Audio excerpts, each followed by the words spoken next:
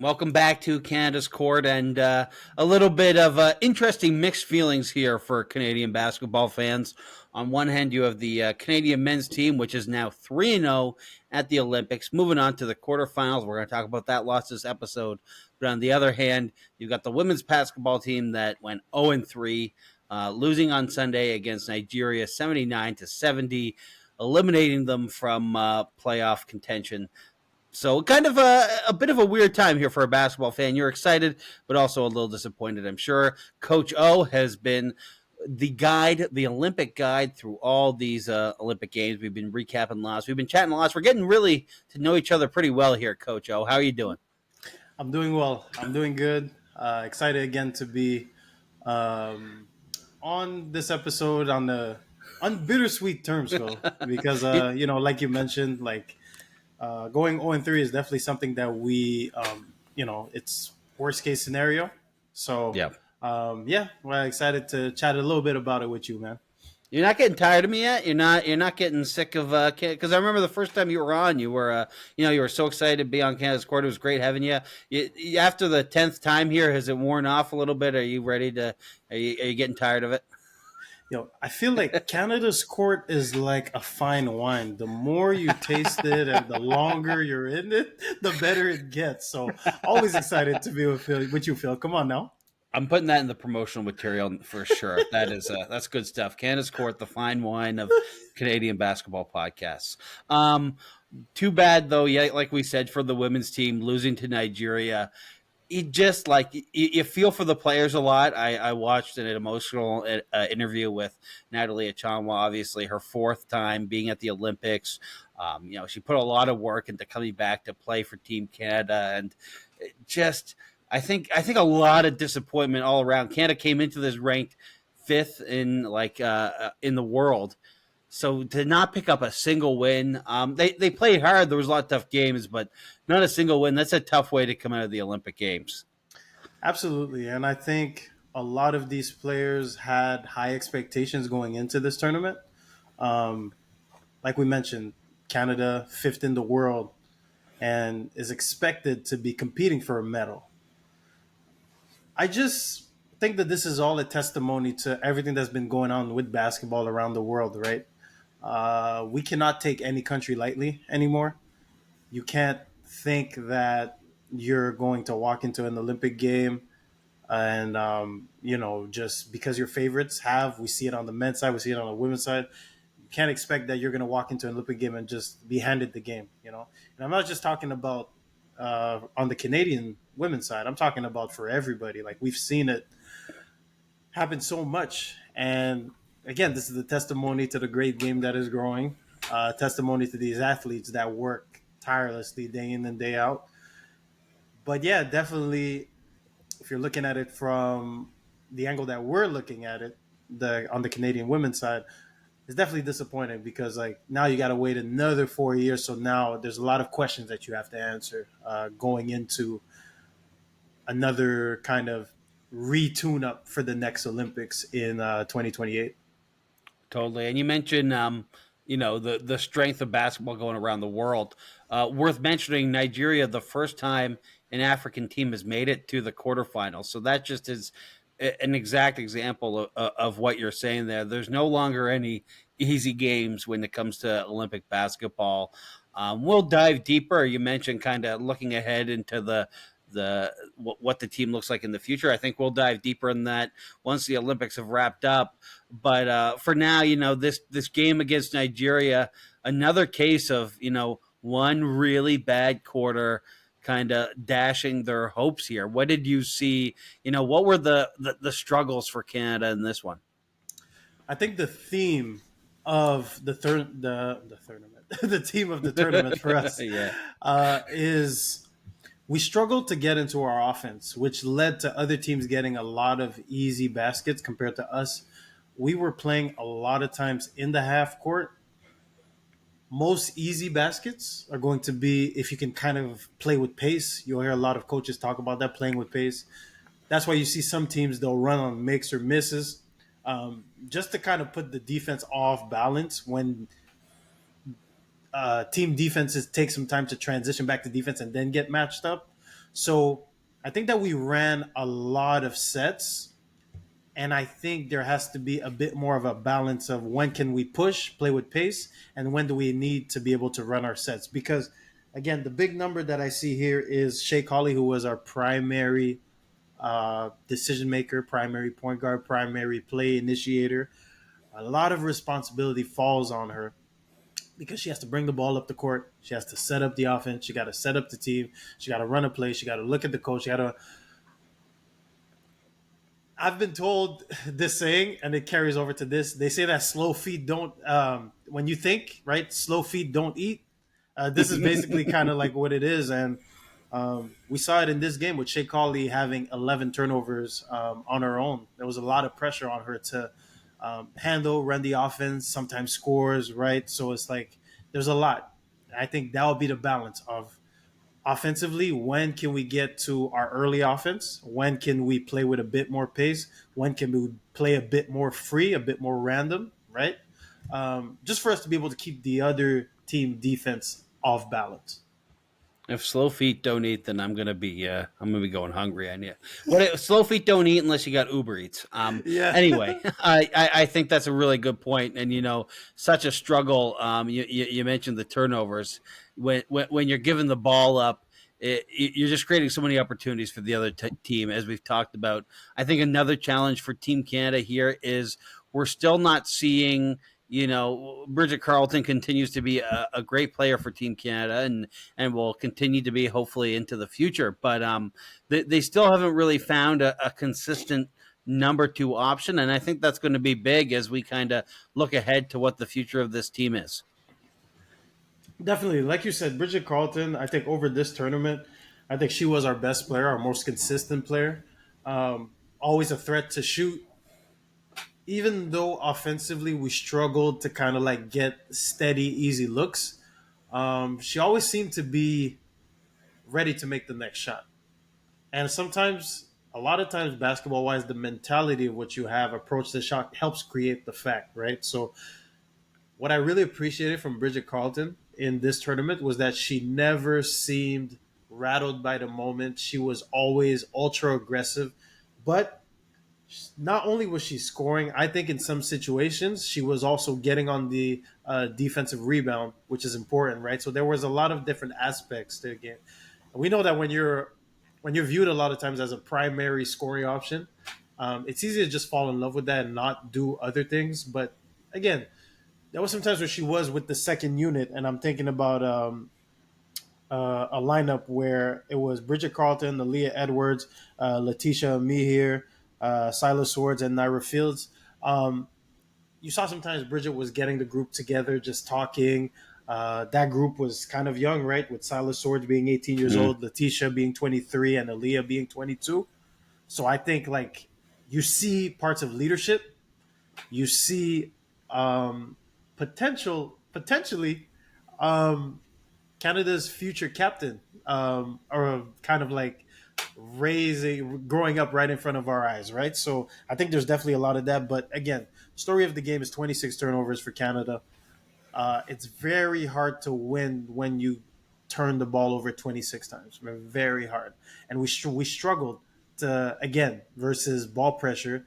And from game one, we predicted that everybody was going to watch game one and see that Canada struggled versus pressure, and that is exactly what happened. Nigeria didn't do any different from the get go. They picked up Canada full court and forced them to 5 turnovers in the first 3.5 minutes of the game. So yeah, we got answers to questions. We got a lot of answers to certain questions, Phil. We did. I like that you mentioned kind of the youth there because we like to be hopeful, as we've said many times. We like to be hopeful, and I think looking ahead, those are some players that are going to be exciting to watch, both professionally. A lot of them playing in the WNBA. Yep. Toronto soon getting a WNBA team, so soon those will be players you can see in your own backyard, which I think will also do a lot. I think even for the women's game in Canada. Obviously, it's been so strong already. I mean, uh, it's easy to forget with the results of this tournament, but the women's team has been the most consistent of the basketball programs over the past 20 years. They've qualified and qualified and qualified. They even had the results they've wanted to at the Olympics, but that standard of that consistency and that excellence has been there. But I think that's even going to get stronger as we look at having a pro team in Canada, and getting to see that more often. I think that's just going to be, I mean, everyone knows the stories of the Toronto Raptors and Vince Carter coming to Toronto, and what that did for young athletes all across Canada. And I think we're going to see even more of that when you get to go to a game and see Bridget Carleton play, see Aaliyah Edwards play. That's going to inspire a lot of people. I think that's something to look forward to. Another thing to look forward to is the fact that we've got the men's team queuing up for a podium run. We got a podium run on our hands. We hope that we have both teams going forward at this point, but we got one team. The matchup is set. Canada versus France. France beat Brazil and Japan. A very close one against Japan, but they beat Japan. Also lost to Germany. How are you feeling about this matchup? We saw it in the Olympic run-up. They did one exhibition game against France, which Canada won. And they also did like a closed doors scrimmage. I'd love to know how that went, but very interesting. It's always interesting when it's a little closed door scrimmage. It just gives a little bit of mystery. But how are you feeling ahead of that matchup? So if you're the Canadian team, you feel very confident. If you watch, France had struggles in their past two games, narrowly winning versus Japan, and also, not probably getting the result of what they wanted against Germany. So if you're the Canadian team, you're watching the film and you're seeing a lot of different places where you could attack. You put a lot of pressure on the French side. The first thing that definitely is eye popping is the fact that France, have the twin towers in the middle. They're going to start Victor Wembanyama and they're going to start Rudy Gobert. And then we mentioned that the biggest advantage that the French side has in this game is if the bigs commit to rebounding. That's the biggest thing. Yeah. Rudy Gobert is really good, has done really good in this tournament at crashing the offensive rebound. And Victor, as versatile and as skilled as Victor is, he's still young. He's still getting into his physical body, right? So what you're seeing is that a lot of teams are putting smaller players on him, smaller, more experienced players on him to be a bit more physical, right? Because what Victor's going to have to work on probably for the next 3 to 4 years specifically is going to be his lower body strength. So with that being said, what teams have started doing is, I'm thinking of the matchup against Germany. They had Daniel Tice on him. Daniel Tice is 6'8", 6'9", right? Gives up some inches, but physically stronger. He's able to bump Victor a bit off of where he's at. And I'm thinking of the Japan game where they put Rui Hachimura on him. Rui Hachimura is a strong specimen of a player, right? So the physicality, I think, is where Victor struggles a bit in his game. And when he faces a lot of struggle, what tends to happen with Victor is Victor tends to kind of like gravitate a bit towards the 3-point line. And we know he's a very good outside shooter, very skilled, but you're not utilizing your advantage. The advantage that you have is not that you can shoot threes in this specific matchup, is the fact that you are 7'4" and you're the tallest guy there is on the court, right? Yep. But then what ends up happening, Phil, when you make 1-3, what happens? You want to shoot more. You want to shoot more. You want to shoot more. Trust me, I know it. I know it. So I've gotten in trouble for that one. So that's the key, right? So it's almost like the more threes that he makes, you almost tell yourself that you're in a better situation. I think I'm a big, again, I keep repeating this every episode. Yeah. I'm a big balance guy, right? So there has to be a balance of outside shooting to inside kind of like creating, because he's such a good passer, right? Whereas Rudy Gobert is more of a set a screen, roll to the basket, catch lobs, right? He's not really someone that you can throw the ball into the post to and he can make a play, right? So I think like that's their advantage. What they could get really where they could really hurt Canada is we like to switch a lot, and we talked about the cross matches. Defensively, what ends up happening is it causes extra communication for us to be able to box out, especially the big shooters. You can't leave Rudy Gobert, especially if he puts in his mind that he wants to attack the basket and crash. So that'll be the biggest thing for Canada. It will be defensively. How do we match up with Victor, right? And Mm-hmm. I think definitely keeping the body on Rudy Gobert. And my anticipation is we're probably going to see a lot of Dylan Brooks on Victor Wembanyama just to try to be a bit more physical with him. If it's not Victor, then if it's not Dylan, sorry, it'll probably be RJ. RJ will take turns to be on him. So these are kind of like the first two things you have to figure out if you're Canada. How are you going to match up with the French side? Yeah, and I think you kind of nailed it there, right? Like that physicality, as you were saying that the alarm bells were going off in my head. Dylan Brooks, Dylan Brooks, Dylan Brooks, right? Like that's a guy who not only isn't afraid to get physical, he cherishes it. He's excited about it. When he goes to bed at night, he's thinking, "Oh man, I hope I get a really give some bruises out during the next game." Like his bio on Instagram is now the villain. Like he's embraced that role. One thing, this is a total aside, but it's interesting as you're watching these games in France. Dylan Brooks gets a lot of boos because he's tussled with some of the best NBA players, and a lot of the fans of those teams, maybe aren't as favorable to it as Canadians are, who are cheering for Dylan Brooks, or Houston Rockets fans at this point. I really hope that the next time Dylan Brooks is in Toronto, whether it's in Canada, whether it's for a Canadian basketball game or he's playing the Raptors, I hope he gets a great standing ovation. I think that guy deserves a lot of love from his Canadian fans. I don't think he dislikes the boos. I think he's totally fine with that. But I think he would appreciate it if he got a little bit of credit for all the hard work, even if some of it's a little I'm not going to say the word dirty, but a little bit more physical. I think he deserves some appreciation, is what I'm trying to say. He teeter-totters on the line a little bit. But again, we talked about this, there's certain players you hate to play against them, but when they're on your team, you're like, thank you, right? Dylan Brooks does all the dirty work. And trust me, he's probably going to salivate at the next 2 days of resting and thinking about that game. The fact that you playing the host country and you're gonna have how many people are in that stadium? I don't know the number, but it's a big stadium because they're using it for soccer too or something like that. Like it's a big place. He's gonna lick his chops at the fact that 40,000 people are gonna boo him, right?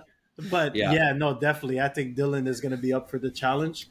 That's who I think. I think we foresee. But then also, Phil, don't forget, offensively, what that does is that kind of when we match up Dylan with Victor and Dylan can win possessions against Victor, offensively, that puts a lot of cross matches for the Canadian side. And we know that when they play their starting five, there's a lot of skill on the floor. Yeah. Right? So France having that pressure to have to match up the way that they want to, if Dylan can win those possessions, what that does is that opens up a whole lot of other options. Because what will happen is we know they're not going to leave Shea, right? And then the other four have to scramble to get the matchups of what they want. Rudy Gobert is going to be protecting the rim, right? So if Rudy Gobert on some sort of cross match is going to end up on Dylan Brooks, you got to close out to Dylan Brooks. If Rudy Gobert ends up on Dwight Powell, when Shea penetrates, kicks it out to Dwight Powell, expect Dwight Powell to make quick decisions with the catch, going to a dribble handoff, catch, skipping it to the extra side, right? So it opens up a whole lot of different situations. But again, the key, how do we match up with Victor? Well, you make another good point there is you're also well, I guess it depends how France matches up, but if France obviously Rudy Gobert is probably going to be on Dwight Powell. I think that's safe to say. So if Rudy Gobert is on anyone else, he's kind of stuck having to guard that guy on the perimeter, right? Like you can't leave Lou Dort and you can't leave Dylan Brooks and you can't leave RJ Barrett. You got to be nearby. So if he's coming in to play help, and people aren't rotating, there's some easy options for players like Shea who are more than willing to make that pass and potentially exploit that possibility, because if when you're 7'4", it's kind of fun to block shots. Mm-hmm. So he's going to have to really stay Yeah. home and commit to staying home. Yeah, absolutely. And from a coaching standpoint, that's how the game is, right? You have one coaching staff that is thinking one thing, you have another one that's thinking one thing. If I'm on the Canada side, right, I'm thinking put Dylan Brooks, impose his physicality, do it on Victor. But if I'm on the other side, the player I really want to take out the game is RJ Barrett. So now, physically, we know that RJ does a lot of his damage at the rim. The preferred matchup is going to be you're going to try to put Victor, potentially, on RJ. Mm-hmm. So how often you can get the matchups that you want is the key to the game. But the only way to be able to do that is, this is why I say Canada has a very favorable matchup. France has struggled with their guard play, right? So with that being said, what ends up happening is you have a lot of situations where you can pressure the guards a little bit, get France out of position and run and not allow them to get set. And if you score easy baskets, then you can set up your defense, right? So that's the part where it's like, if France doesn't figure out how they can get into their offense and get good shots, what's going to happen is they're going to be playing transition basketball. And that's not, if you're on the French side, that's not what you want. But then if you're on the Canadian side, that's like music to your ears, right? Do you think that you mentioned Dylan Brooks on Wemby, because France has these two huge bigs? Does that adjust your rotations off the bench at all? Are you thinking about, yeah, we're going to start with Brooks on Wemby, but maybe Ken Burch or Kelly Olynyk gets a little bit more, or Trey Lyles even gets a little bit more minutes than than some of the other games? Or do you kind of stick with, we're 3-0, this has been working, let's make them adjust to us, not the other way around? So you use the key word right there, adjust, right? The key for that is going to be, how do you exploit when they have two bigs on the floor, right? So the floor's got to be spread. You got to be able to move that ball around and force one of those bigs to have to close out to you, right? If they don't close out early, you can make wide open threes. But then if they do close out, you're attacking the second one and putting a lot of pressure on the second big, right? So with that being said, the key is going to be, how do you break down your substitution patterns, right? And how do you attack you got to break down the game. You got to break down the game into certain segments, right? Mm-hmm. So when you have the starting five, you have to be you have to try to win those first 4 minutes of the game. And we were talking off air. I think this is a game where Canadian fans have been waiting, but I think this is probably the game this is probably the game where we're going to get a big game from Jamal Murray, because I think, like, as he comes on, when the game kind of opens up, if Canada is able to do what they have to do, let me rephrase. I'm going too fast. Let me rephrase. We got this. Let me rephrase. If Canada does a good job at spreading the floor enough and making France pay for having two bigs, right, playing in transition, France has the downsides to try to match up with Canada, right? So with that being said, that's where someone like Jamal, I think, is going to come in and be able to kind of like play against a lineup that they don't necessarily want to have out on the floor. Mm-hmm. That's why I say it's very important to try to win the first 4 minutes of the game. Very important. And for me, that's my thing. I think Jamal. I've been waiting for the Jamal Murray game. So you're telling me I should be having my champion Jamal Murray shirt on for that game? I'm very confident in saying, like, this is probably going to be the Jamal Murray game that we've been waiting for. Well, you've been on the podcast and you've made a lot of predictions, and there hasn't been too many that I can think of that have not come true. Of course, everyone knows you won the March Madness bracket, so you're for at least the next year, your prediction making cannot be questioned. But yeah, no, I agree. I think we're kind of primed for that, both in the matchup and we've seen Jamal kind of been ramping up as we go, getting more comfortable with the team, getting more comfortable with his role, finding his rhythm, finding other people, like getting lots of assists. So I think, yeah, we're definitely in store for a Jamal Murray game. I'll back you up on that. I'll support you on that one. I think we're feeling good on that. So a lot of strong rim protection, as we mentioned on that.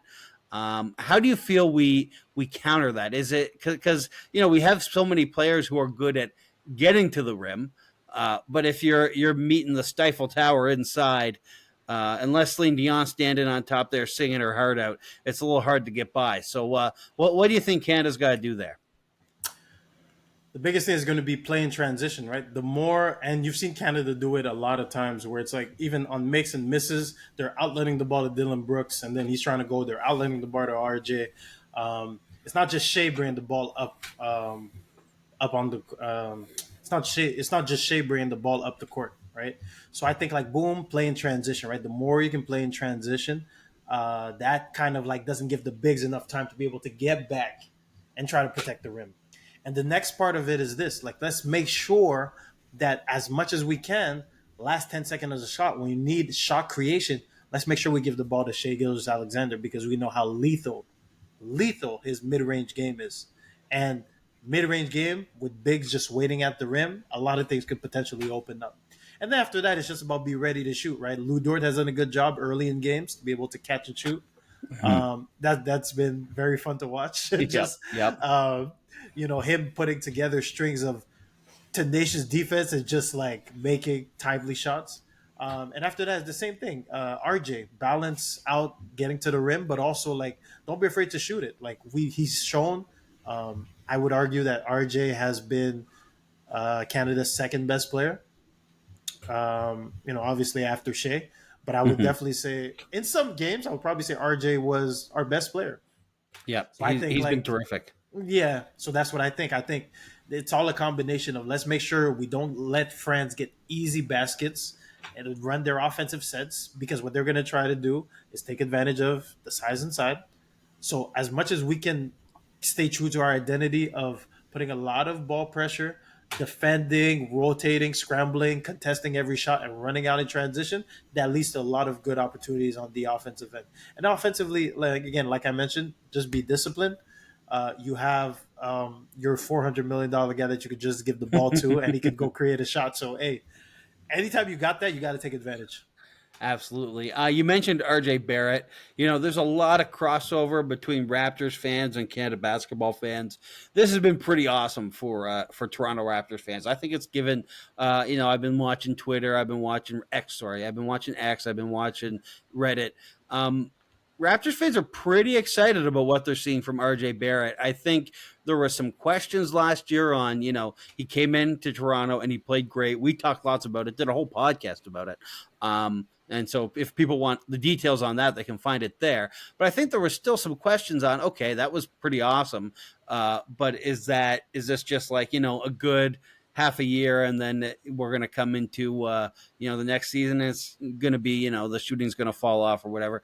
I think this proves that's not the case. I think that proves that, the kind of labels that have been stuck to him in New York, some stuff about him being like, not a positive asset or whatever. I think that's all at the window, right? Like he has shown in this Olympics that, he was a valuable player for the Raptors and now he's a valuable player on a team that's, unquestionably contending for a medal here. I think that's as we're going into it, that's what Canada basketball fans are hoping for. I know that's what the team is hoping for. And if they beat France, you're playing for a medal. If you beat France, you have the opportunity, even though you haven't been in the Olympics for 24 years, you got a chance to play at the worst for bronze or potentially for gold. That's gotta they've got to be so excited in that locker room that they've got to be, like you said, feeling confident, but also just, thrilled that they are here. And that they've really shown, how great of a basketball team they are here. Absolutely. Going back to the RJ point, I think like we mentioned, we talked about the podcast. We talked about potentially how it could be. RJ plays really good when he's embraced, right? When you embrace who he is as a player, you embrace his personality.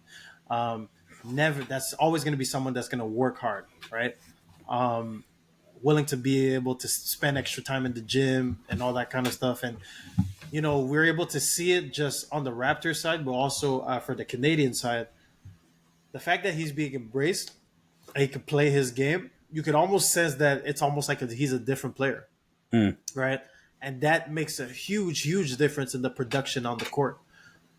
you got a sense that you felt like um, when it was in New York, New York was trying to figure out like New York is a different kind of monster because Hmm. like from year to year the expectations are so high, so you can't really allow players to really settle down, especially rookies, right? Hmm. Yeah, you fell in one your hometown organization, but two you fell into an organization that is willing to invest in you and allow you to develop, right? And I don't know about you, Phil, but when somebody believes in me, it makes me want to go even harder for that organization or for that person that is giving me that belief. Right? It's as simple I'll as that. I'll tell you, Coach O, a little story here because we're recording this late at night. We're getting it ready for the morning. It's going to come out Monday morning. We're recording it Sunday night. A little bit of story time here, just to kind of prove your point.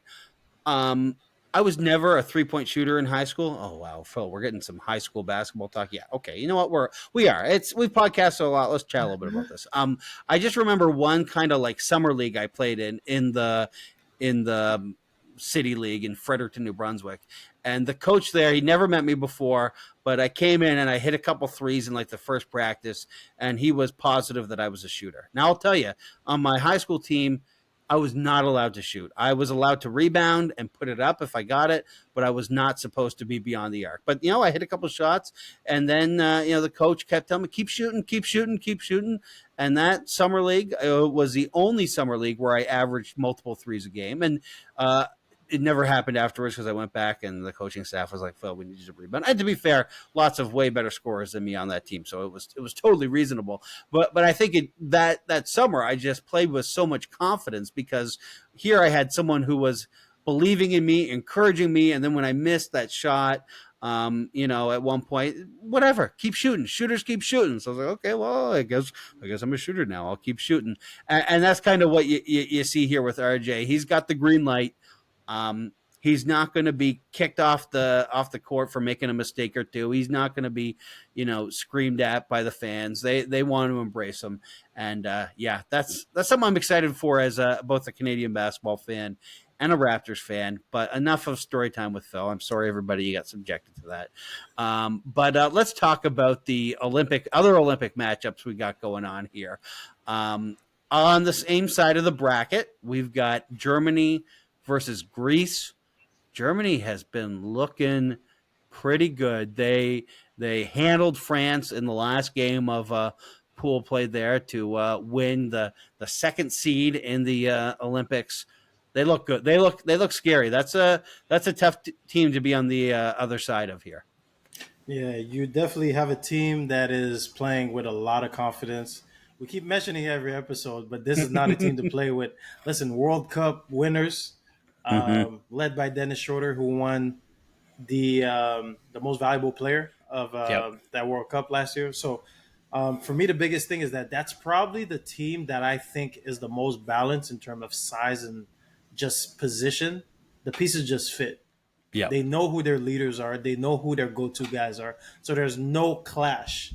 And I think for a lot of other teams, that's probably what can be your downfall potentially is when you're struggling to figure out who the next guy is. Right here, there's a clear hierarchy where it's Dennis Schroeder. If you have a mismatch on the ball screens, you have the green light to pull it back out and attack, get to the paint, collapse, and make a play. Scoring point guards at this level with the efficiency are very, very, very hard to guard. And then you just have Franz Wagner, who's just growing in front of our eyes. Like Mm-hmm. he's only 22 years old. That's crazy. He's only 22 years old, but at 6'9", able to put the ball down on the floor, catch and shoot, just be able to show some kind of athleticism. He had a monster dunk. Oh yeah, that He was had a nasty. monster dunk. He has two Whew. monster dunks. Sorry, against France, right? So I mean, that's just a team that just fits. Everybody just knows what they're doing. And again, you're looking at Gordy Herbert, who is their head coach, right? He's put a lot of time, and this Mm. is the golden era of Germany basketball. Greece, on the other hand, is not going to lay down, right? Maybe not as balanced in terms of skill and size, Mm-hmm. the way that Germany is. But I think obviously you're led by past MVP and Giannis, right? So it's like Yeah. It's hard to Not not bad give having one them. of the best top 5 players in the world. Yeah, Never yeah, hurts your yeah. chances of winning a game. Yeah, for sure. So that's definitely going to be one that you should be tuned in for. That's going to be a fun matchup. Yeah, I think all these matchups are going to be exciting. Just quickly, Serbia versus Australia, I think is going to be really exciting. Those are two pretty elite teams, and then of course No, you got USA versus Brazil. USA obviously the heavy favorite in that one, but you never know. Crazy things can happen, but USA's looking pretty tough. It's hard to imagine anything but them winning that matchup. But it just takes a couple good quarters. I mean, even in that, I watched a little bit of their game against Puerto Rico, and Puerto Rico gave them some push in the first half. It wasn't like USA just walked away with them, but I think, and hopefully we'll get to dive more into this as the tournament goes along, because I mean Canada's still going. But what's interesting with the USA is just like the top to bottom talent is just so in your face that but as the game goes on, it's hard for teams to keep up, right? You can keep up for a quarter, you can keep up for 2 quarters, but once you start getting to that third and fourth, and your starters have put in so much effort, and you've got Kevin Durant coming off the bench or Anthony Edwards coming at you. It's tough, but I think we've got a lot of exciting basketball. Is there any of those two between those two matchups? Is there anything you'd like to say in particular? Anything you're looking forward to? definitely. So both sides, both of those games are again going to be very interesting. When we're looking at Serbia, Australia, Jokic is Jokic, right? I think that Jokic matchup. I want to see how Australia not as big as other teams, right? So it's like interested to see how they decide that they're going to try to contain Jokic. So that one will be a fun to watch. Looking forward to seeing Josh Giddey now being able to move to the next round and see him just take that next leap to potentially, you get so much minutes, but you're viewed as the future almost of this Australia team. So that one's always fun to watch. And definitely the Brazil USA. We've seen in a couple of games of this tournament where certain teams have been, in a way, air quotes for those listening Yeah. on the podcast. They can't really see those, but just Yeah. in a way, I think a lot of teams just have belief that they could keep up with USA to a certain extent of the game. Mm-hmm. What I'm going to be interested in just watching is the USA substitution pattern hasn't been consistent. So Mm-hmm. I'm very interested to see what way that they go. We know that they could bring Kevin Durant off the bench, but now that you're going to the knockout stage, do you start him and not have that punch anymore? Right? Are Mm-hmm. you staying stat quo because this is how far you've gotten by using that kind of substitution, or does because it's easy to sometimes let a bit of doubt go into your head and then it kind of becomes this big thing when it shouldn't have been. So I'm Mm-hmm. interested to see like if at a certain point in terms of coaching staff, I want to see if there's going to be a time where maybe we panic a little bit more or we call a timeout because we don't really like certain flow and all that kind of stuff, Mm-hmm. right? So the reality is this: the only team, the team that can beat USA is USA right now, right? There's just so much happening. There's going to be a matchup where they're going to be challenged, they're going to be pushed. It's going to go into probably late into the third quarter where there's going to be certain decisions that they have to make. I'm very interested to seeing how confident the coaching staff is going to be at making those decisions. And Yeah. I want to see if at some point, this is always the fun part, right? I'm interested to see if the egos at some point really if something happens or if something kind of like comes out of nothing, right? We've heard Anthony Edwards talk about like he feels like he's the best player. Hey, Yeah. listen, when the ball goes down, a lot of people will give the ball to LeBron James. So I don't know, Yeah. man. We'll see. And another big one is Joel Embiid, right? A lot Mm. made of, from Cameroon, got a French passport, ends up playing for Team USA. So not the most well liked person in the France home crowd, and Mm. and hasn't excelled at the FIBA game. I mean, he's still Joel Embiid, but I I think a know. lot of people would argue Anthony Davis and Bam Adebayo have played better. Um, but it's not easy to put a guy on the bench when you've probably made some. I can't say I got done the reporting, but I assume there's been some promises made about what his position would be like if he came to Team USA before he made that decision. So there's some politics at play here, which you don't get for as many other teams, or if you do, it's not nearly at this scale. And don't forget, Drew Holiday had a little ankle injury. A lot of Mm-hmm. times he's there. He's I would say like their most versatile and best defender. Yeah, big time. But coming back from a ankle injury, how are they going to decide to play him? Are they going to go back to starting him, or do they keep him off the bench? Right? Drew Holiday is one of those players that fits with Drew Holiday and Derek White are two of players that fit really well with the superstars because they don't need the ball. They play off the ball. They play defense and they knock down open shots. And Drew Holiday is really good at cutting off the ball, right? So he doesn't necessarily need the ball. So the rhythm of the offense is really good. And So when a play, oh sorry, go ahead. no. So I'm interested to seeing like how do you reintegrate a guy like that started all the games up until that point. And especially when you also start to get some phone calls from some team coaches and team presidents in the NBA level being like, well, do you really need to play him? Like, we got a season coming up and we pay this guy a lot of money. We would like to have him on our court. So it's going to be interesting just as we get close to wrapping up here.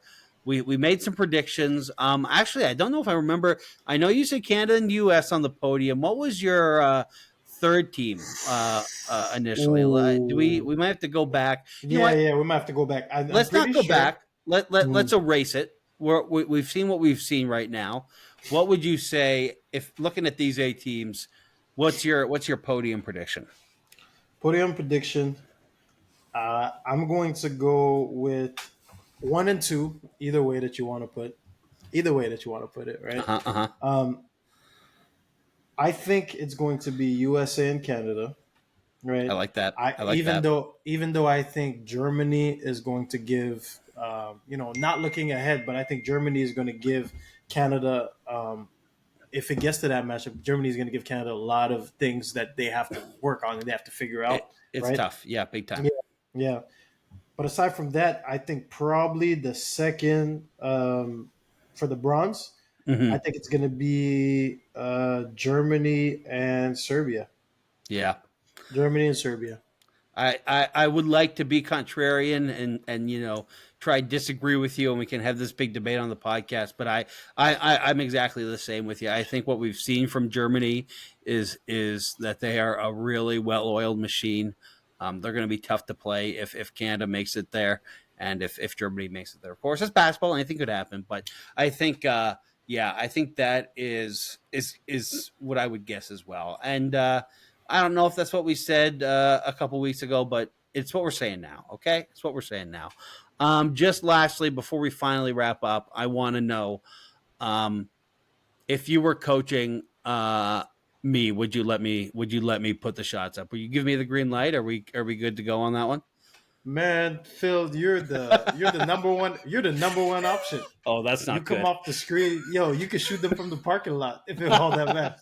Look, Coach, what you should actually know is really my only reliable shot is a little baby hook shot in the paint. So if I'm the number one option and they realize I can only do that with my right hand, we're going to be in a little bit of trouble. But I appreciate I already feel the confidence. Maybe I can hit it with my left hand. We'll see. I'll be hitting the gym. I'll put some work in. But Coach O, it was great to chat with you.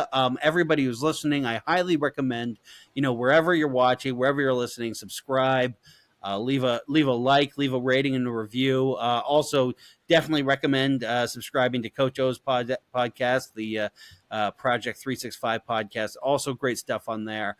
But just like, we're slogging through here. We're having a lot of fun, but anytime you hit that like button, or even when I see someone's watched this video, it makes me feel okay. You know what? I'm glad we stayed up till almost midnight recording this because some people are enjoying it. It makes you want to go shoot threes from the parking lot, huh? All right, next time you're close by, we'll hit the gym. We'll see how many threes I can get up.